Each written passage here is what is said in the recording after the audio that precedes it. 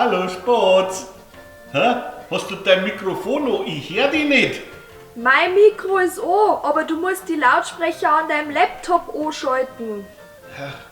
Was ist? Ich seh dich zwar, aber ich hör dich nicht. Die Lautsprecher, Opa, die Lautsprecher anschalten. Ja, mei, unser Enkel. Schneckerl, grüß dich. Tust du mit dem Opa skypen? Grüß dich, Oma.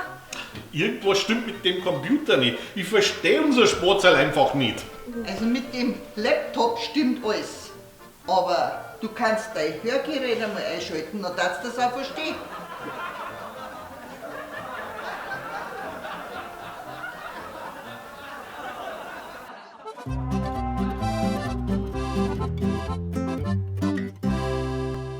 Läuft. 2 läuft. Skype 1 die dritte. Und bitte. Hallo, Opa, hörst du mich? Hallo Spatz. Hä? Hast du dein Hörgerät? Oh!